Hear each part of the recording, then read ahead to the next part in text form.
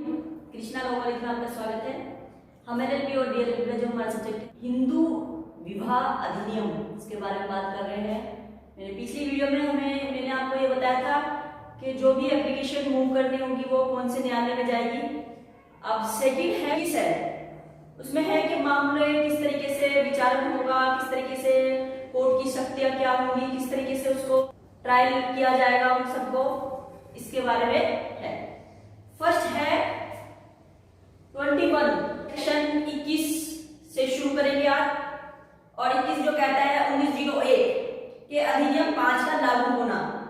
इस अधिनियम के अंतर्गत उन बंदों के और ऐसे नियमों के जैसे कि उच्च न्यायालय द्वारा नियमित बनाए गए हैं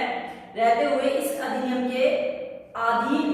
वाली सब कार्यवाही सिविल प्रक्रिया संहिता द्वारा ही की जाएगी। यानी कि ये जो हमारे मामले जो होंगे वो हमारे सिविल मामले की तरह ही चलेंगे। और इसमें सेकंड क्या कहता है, 21 का क्या कहता है, कुछ मामलों में अर्जियों को आंतरित करने की शक्ति, किस तरीके से जो शक्ति जो होगी न्यायालय की, क्या क्या शक्ति होगी। तो फर्स्ट है इस अधिनियम के अधीन अर्जी की अधिकारिता रखने वाले न्यायालय में विवाह के अधिनियम की धारा 10 जैसे हमने क्या पढ़ा, न्याय प्राधिकरण की डिग्री के लिए धारा 13 के अधीन विवाह विच्छेद की डिग्री के लिए प्रार्थना करते हुए उपस्थित की जाएगी। यानी कि जो 10 और 13 की जो हमारी आएगी वो हमारी जिला न्यायालय में ही आएगी। सेकंड है इसके पश्चात अधिनियम के अधीन दूसरी विवाह अर्जी दूसरे पक्षकार द्वारा किसी अपराध पर धारा 10 के अधीन न्यायिक प्राधिकरण की डिग्री के लिए धारा 13 के अधीन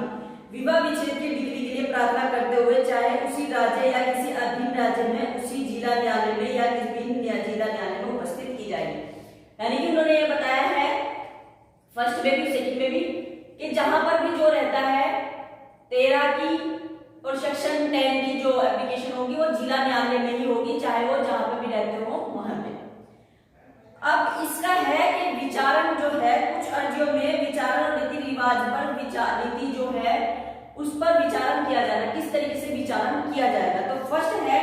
ऐसे मामलों में जहां धारा 1 का लागू होता है। धारा 1 का क्या बताया था मैंने कि अगर जो 10 और 13 में अगर जो अर्जी दी जा रही है जिला न्यायालय में, तो उसमें है यदि अर्जी एक ही जिला न्यायालय में उपस्थित की गई है तो दोनों अर्जियों का विचारण और सुनवाई जिला न्यायालय द्वारा एक साथ की जाएगी। सपोज दैट पति ने भी उसी जिला न्यायालय में अर्जी डाल दी है और पत्नी ने भी डाल कर दी है, सेम सेक्शन में कर दी है या अलग अलग सेक्शन में भी कर दी है, तो दोनों का जो विचारण होगा, दोनों का जो ट्रायल होगा एक ही साथ कर दिया जाएगा। एक साथ उसको अलग अलग मुकदमे की तरह ना सुन के एक ही साथ दोनों का सुन लिया जाएगा। सेकंड है यदि अर्जी भिन्न भिन्न जिला न्यायालय में उपस्थित की गई है तो बाद में उपस्थिति अर्जी का जिला न्यायालय में अंतरित की जाएगी जिसमें पहली अर्जी उपस्थित की गई थी, और दोनों अर्जियों की सुनवाई और उसका निपटारा उस जिला न्यायालय द्वारा एक साथ किया जाएगा जिसमें पहली वाली अर्जी उपस्थित की गई। जैसे पत्नी किसी दूसरी डिस्ट्रिक्ट से है और पति किसी दूसरे डिस्ट्रिक्ट से है, दोनों में से किसी एक ने पहले अर्जी डाल दी है। हम मानते हैं पहले पत्नी ने अपनी अर्जी कर दी है अपने यहाँ के जो जिला न्यायालय है सेक्शन 10 या 13 में, और बाद में हस्बैंड ने अपने यहाँ सेक्शन 13 और 10 में कर दी है। तो ये कहा जाएगा कि ये दोनों ये जो अर्जी जो होंगी, ये जो अलग अलग न्यायालय में जो चल रही है, ये जो सेकंड वाली जो अर्जी आई है, जो बाद की पति की जो अर्जी आई है, ये भी वहीं पर ट्रांसफर हो जाएगा केस जहां पर पत्नी का है। क्योंकि जहां इसमें क्या पढ़ा है हमने कि जो पहली अर्जी जो आएगी, पहली जो एप्लीकेशन जो आएगी उसी जिला न्यायालय में ये ट्रांसफर हो जाएगा और वहां पर दोनों का तब ट्रायल होगा और दोनों का जो भी विचारण या डिग्री जो भी आएगी वो ही फाइनल मानी जाएगी कि दोनों ने सेम डिग्री दी। अब इसमें है थर्ड जो है ऐसे मामले में जिसमें उदाहरण 2 के खा जो होने वाले अलग अलग अर्जियां थी, यथा स्थिति न्यायालय या सरकार जो किसी वाद या कार्यवाही को उस जिला न्यायालय में उसके बाद वाली अर्जी उपस्थित की गई है, उस जिला न्यायालय में जिसमें पहली वाली अर्जी लंबित है, आंतरिक करने के लिए सिविल प्रक्रिया संहिता 1908 के अधीन सक्षम है ऐसी बाद वाली अर्जी का अंतरण करने के लिए अपनी शक्तियों का प्रयोग करेगी, मानो वह संहिता के अधीन ऐसे ही करने की शक्ति की दी गई थी। यानी कि अगर अलग अलग जो दोनों की थी तो उसको सिविल प्रक्रिया संहिता के तहत एक ही जगह कर दी जाएगी। अब सेकंड इसमें जो आता है 21 था, विचारण और निपटारे से संबंधित जो उपबंध जो दिए गए हैं किस तरीके से इसका विचारण होगा। यहाँ पर तो हमें आया है कि एप्लीकेशन मूव कर दी गई, जहां पर जो भी सक्षम न्यायालय था उसमें कर दी गई। अब उनका विचारण जो होगा, उनका विचारण कैसे होगा, तो उसका विचारण जो बताया गया है जिला न्यायालय प्रतिदिन करेगा, दिन प्रतिदिन उसको करेगा और जल्दी से जल्दी उसको निपटारेगा, उसको जो मामला है उसको जल्द से जल्द खत्म करने के लिए कोशिश करेगा कि इसका जो अंतिम जो निर्णय है वो आ जाए। सेकंड कहता है इसका, अगर अधिनियम के अधीन हर अर्जी का विचारण यथासंभव शीघ्रता से किया जाएगा, जिस तारीख को प्रार्थी पर अर्जी की सूचना तामील की गई है उसके 6 मास के भीतर, यानी कि दोनों में से किसी ने भी एक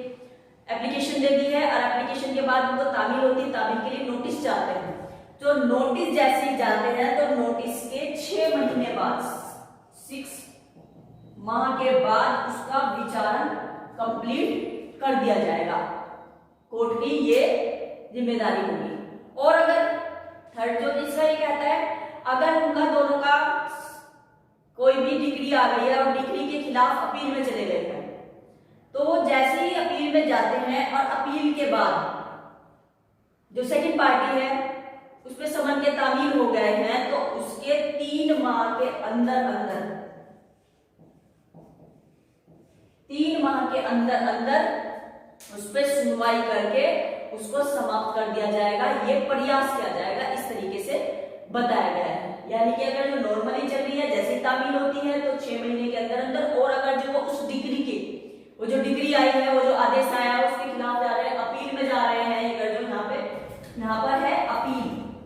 अगर अपील में जा रहे हैं तो जैसे ही सेकंड पार्टी को तामील होती है नोटिस की, उसके 3 महीने के अंदर अंदर उस कोर्ट का जो अपीलीय कोर्ट जो होगा उसका ये अधिकार है या उसको ये बाध्यता भी है कि वो जल्द से जल्द उसको 3 माह के अंदर अंदर उसका निपटारा कर ले। और लास्ट जो है हमारा दस्तावेज साक्ष्य। दस्तावेज साक्ष्य हमारा कहता है, किसी अधिनियम के प्रतिकूल बात के होते हुए भी कोई दस्तावेज इस अधिनियम के अधीन अर्जी के विचार की किसी कार्यवाही में साक्ष्य में इस पर आधार पर अग्रह नहीं होगा कि उसमें सामूहिक रूप से स्टैम्प नहीं है या दृष्टिकृत नहीं है। यानी कि अगर दोनों में से कोई भी कोई दस्तावेज, कोई साक्ष्य, कोई एविडेंस देना चाहते हैं तो इससे इस आधार पर उसको रिजेक्ट नहीं किया जाएगा कि ये प्रॉपर तरीके से इस पे स्टैम्प नहीं लगी हुई है या प्रॉपर तरीके से इसमें जो है दृष्टिकृत नहीं किया गया है, उसको तब भी